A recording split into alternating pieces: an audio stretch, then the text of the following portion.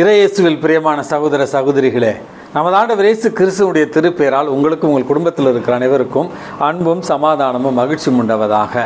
அன்புமிக்கவர்களே, April மாதம் 5ஆம் தேதி தாயாம் திரு அவை புனித வின்சென்ட் ஃபெரர் என்பவருடைய நினைவு நாளை கொண்டாடுகிறது.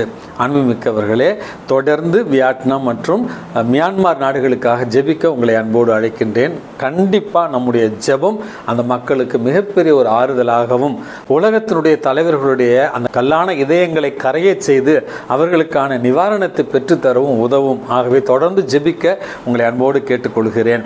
அன்புமிக்கவர்களே, இந்த புனித வின்சென்ட் ஃபெரர் பிறந்தது ஸ்பெயின் தேசத்தில், பணி செய்தது மரித்தது எல்லாமே பிரான்ஸ் தேசத்தில். இவர் வாழ்ந்தது திருச்சபையுடைய வரலாற்றில் 14வது ஒரு நூற்றாண்டில். அன்புமிக்கவர்களே, டொமினிக்கன் சபை துறவியாகத்தான் இவர் வாழ்ந்தார். மக்களுக்கு இறை வார்த்தையை கற்பிக்கிற மற்றும் மருத்துவ பணிகளை செய்த ஒரு புனிதராக இவர் பார்க்கப்படுகிறார். தன்னுடைய ஆளுகைக்கு கீழே இருந்த மறைமாவட்டத்தில் மக்களுக்கு பல்வேறு கல்வி பணியையும் ஏழைகளுக்கான இரக்க பணிகளையும் இவர் செய்தார் என்று இவருடைய வாழ்க்கையில் நம்ம வாசிக்கிறோம். அன்புமிக்கவர்களே, எதிர்காலத்தை பற்றி முன்னறிவிக்கிற ஒரு பாக்கியத்தை இவர் பெற்றிருந்தார். வறுமையில் வாடிய மக்களுக்கு பல்வேறு நல பணிகளை இவர் செய்தார்.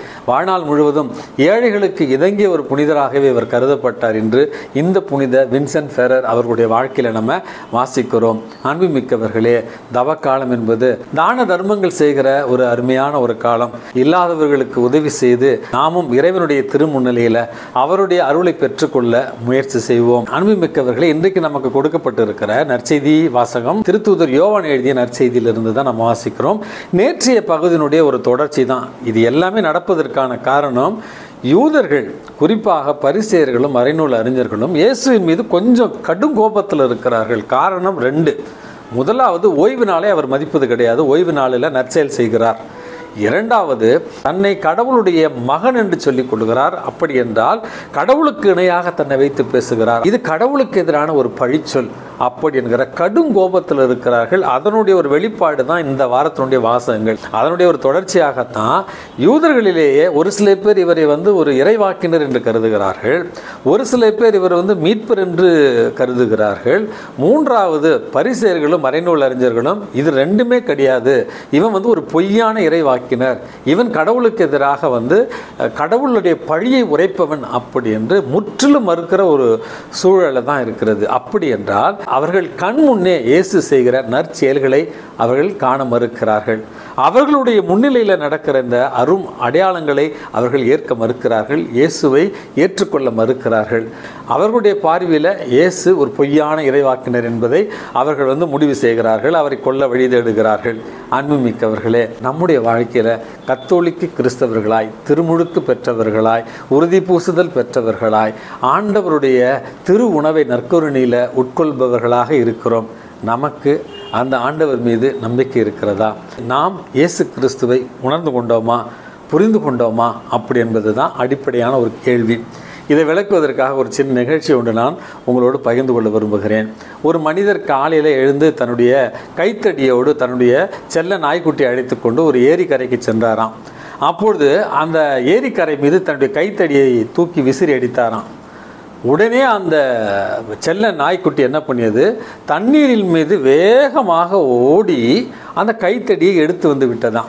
இவருக்குரிய ஆச்சரியம், இதனடா ஒரு பெரிய புதுமை நடந்திருக்கு, இதை நம்ம சொன்னால் யாருமே நம்ப மாட்டாங்களேன்னு அடுத்த நாள் தன்னுடைய நெருங்கிய நண்பரை காலையில் வாக்கிங்க்கு அழைத்து சென்றாராம் கைத்தடியோட. ஏரிக்கரைக்கு சென்ற உடனேயே மறுபடியும் தன்னுடைய கைத்தடியை தூக்கி விசிறி அடித்தாராம்.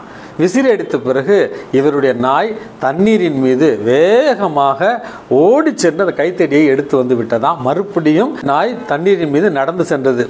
இந்த புதுமையை தன்னுடைய நண்பன் பார்த்திருப்பான் என்று நினைத்து கொண்டு, நண்பா, இங்கே ஒரு அதிசயம் நடந்தது பார்த்தியா அப்படின்னு கேட்ட நேரத்தில், ஆமாம் பார்த்தேன், உன்னுடைய நாய்க்குட்டிக்கு நீச்சல் அடிக்க தெரியல அப்படி என்று சொன்னாராம். அன்புமிக்கவர்களே, நடந்தது ஒன்று, ஆனால் இருவருடைய பார்வை வேறு. உண்மை ஒன்று, ஆனால் கண்டது வேறு விதம். இதைத்தான் இன்றைக்கு நான் உங்களோடு பகிர்ந்து கொள்ள விரும்புகிறேன். நமக்கு இயேசுவை உண்மையான மெசியாவாக, நம்முடைய மீட்பராக, நம்முடைய கடவுளாக நாம் பார்க்கிறோமா, உணர்ந்து கொள்கிறோமா, அந்த மீட்பரிடத்தில் பேசுகிறோமா என்கிற அடிப்படையான கேள்விகளை கேட்டு தவக்காலத்தில் அவநம்பிக்கை என்கிற பார்வை கோளாறு நமக்கு இருந்தால் அதை முற்றிலுமாக இறைவனை அகற்றி விடுமாறு, உள்ளொளியை நாம் பெற வேண்டுமாறு இறைவனிடத்தில் மன்றாடி ஜெபிப்போம். எல்லாம் வல்ல இறைவன், தந்தை, மகன், தூய ஆவி உங்களையும் உங்கள் குடும்பத்தில் இருக்கிற அனைவரையும் நிறைவாக ஆசீர்வதித்து பாதுகாத்து வழி நடத்துவாராக. ஆமேன்.